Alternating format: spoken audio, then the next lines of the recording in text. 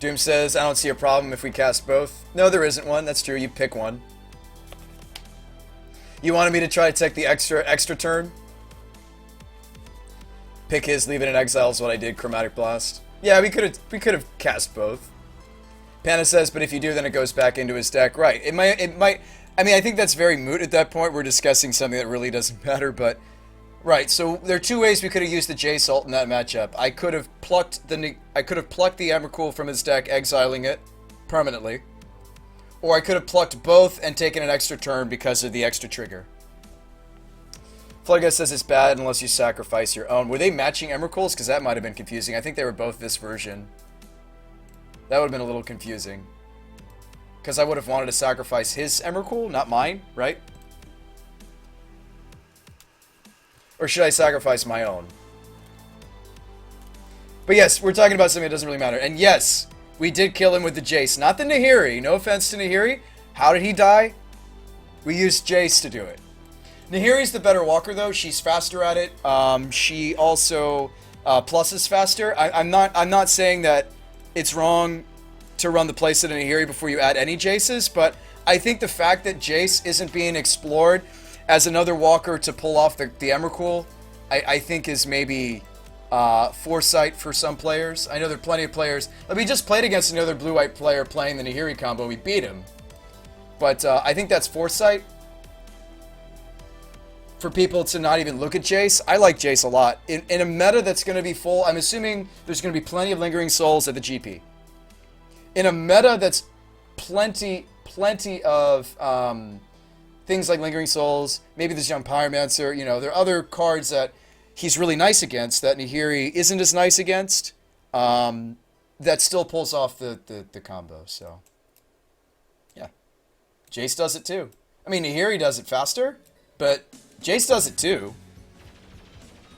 Thanks for the follow, Reno. That's our new friend, Tachi. Thank you, Tachi. That's a good one. Thank you, Tachi. So, what were our losses? Bluetron, that's no surprise. What was my other loss, though? I think it was Infect.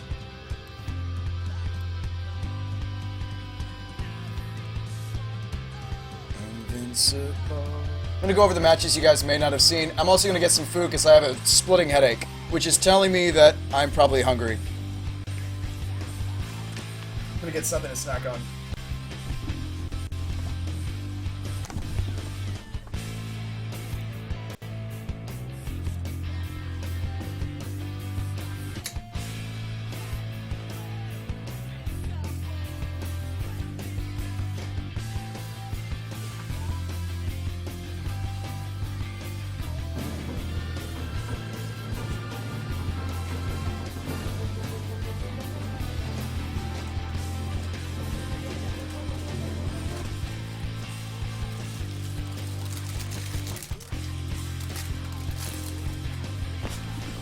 Oh, right, this is the game that we did some really silly things. I'm not going to turn on the cam as I eat, but this is the game we did some really stupid things, gentlemen. So basically, you'll get to see us odds and ends a entwined... Here it is. So I odds and ended an entwined Tooth and Nail and copy it. And then I go get two Snapcaster Mages. I put one of the Snapcaster Mages that we tutor for into play, and then that Snapcaster Mage gets the end of the battlefield trigger. I cryptic counter his Tooth and Nail. I think we also boom busted this guy.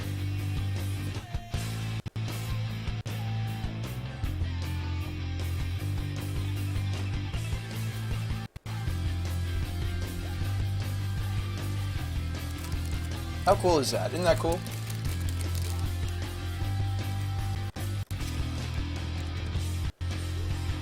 And then we instant speed Anger the Gods.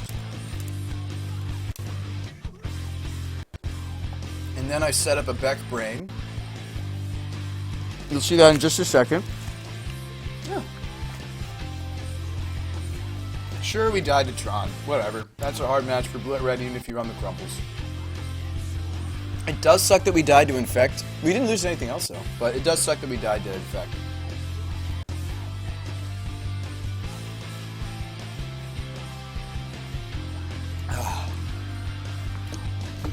I mean, I love that his Tooth and Nail essentially tutored me these other two Snapcasters. You'll see us use them too. And I think I just Beck Brain. No, did I boom bust? No, I don't boom bust yet. But we boom bust this game, but I think we make birds first. So I'm gonna fuse the Beck call in response to this play. So he's Kessigging his beast token. In response, I fuse the Beck call. I get both sides of this. That's how Brain works. It really does. You don't have to get this to 6 charge counters either. You can do it on 2. So we get, we make 4 birds, we draw 6 cards, we path that. I think he plays a creature accidentally. So he plays a Voyaging Satyr that gets me another card. You saw I just drew that path as well. That's kind of a display. You wait to play the Satyr because that turn had Beck in effect. And I did it during his turn. This card was never intended to be A, 1 mana fused, or B, cast during your opponent's turn. So we bust, I blow up the, and that's game. Yeah, so I busted the board, and we have a board state of a Brain, and we have some land drops, so we still get to play Magic, but the opponent has a Garruk Cryptic back to his hand. All sorts of nonsense. Anyways, that was game 1. I think he beat us game 2. Game 2, he smashed us. Game 2, in fairness for our opponent, we'll show game 2 as well, because he did smash us back. Watch. He choked us.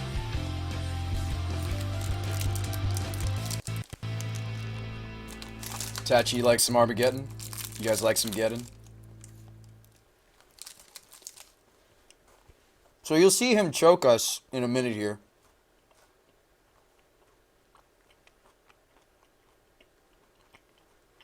I don't have the counterspell.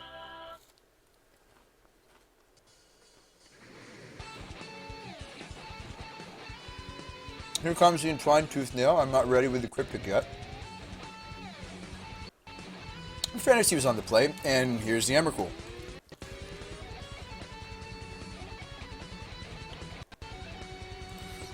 Now, what happened game 3, though? We did lose game 2 to him, but we took game 1. What happened game 3? No, DAC is not legal. Boom in German is Baboom?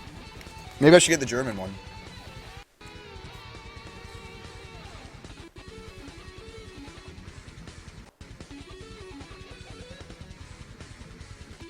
Now, the reason that we shocked there for the Lightning Bolt instead of bolting immediately is because I wanted to draw the Remand. This Remand was the Remand that we had scryed to the top of the deck. So we do Remand this Primal. We draw Vendilion Clique.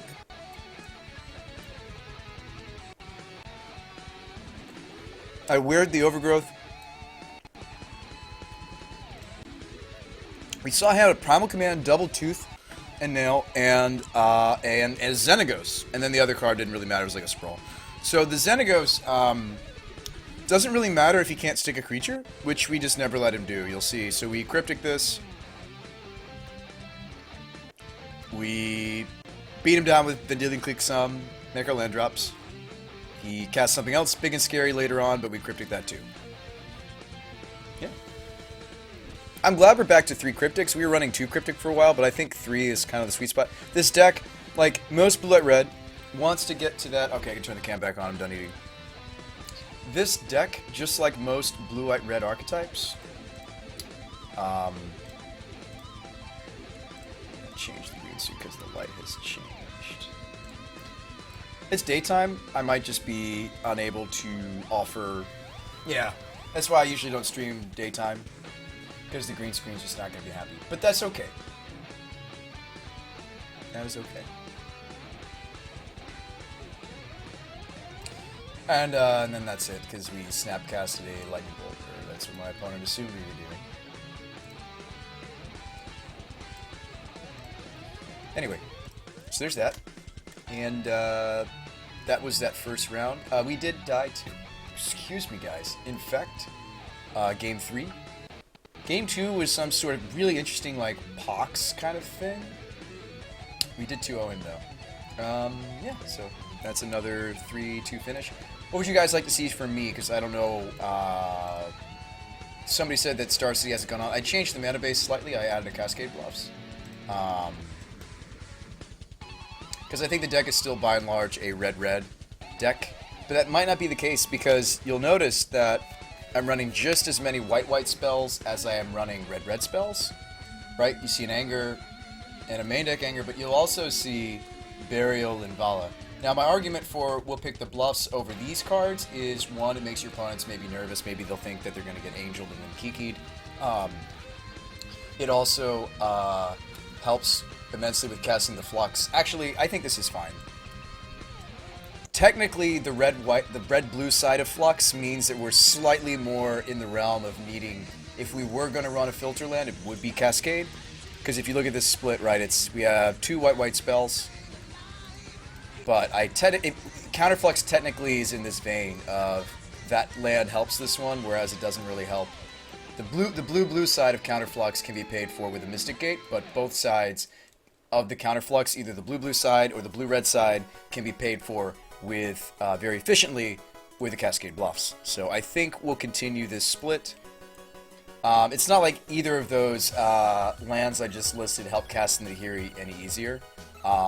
You'd have to run like Rugged Prairie, which if you read Jeff Hoogland's article, which I did, he linked it, and I took it out, checked it out. I mean, you know, I have respect for the man, and, you know, I trust his judgment. He does very well in Modern, fantastic brewer. So when I saw that he was messing around with this, and we had some people in chat talk to me about it, and I watched Paul Cheon play a sort of Nahiri deck for a little bit there. You know, I'm going to listen to my peers, and I'm trying a transformable sideboard of Nahiri.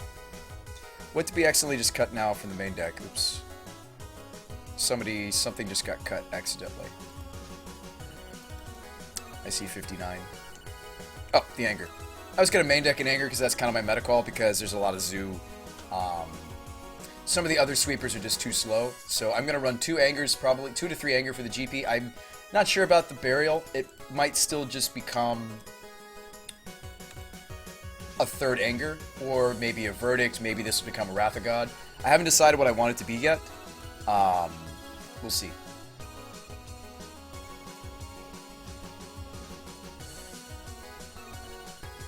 No sound?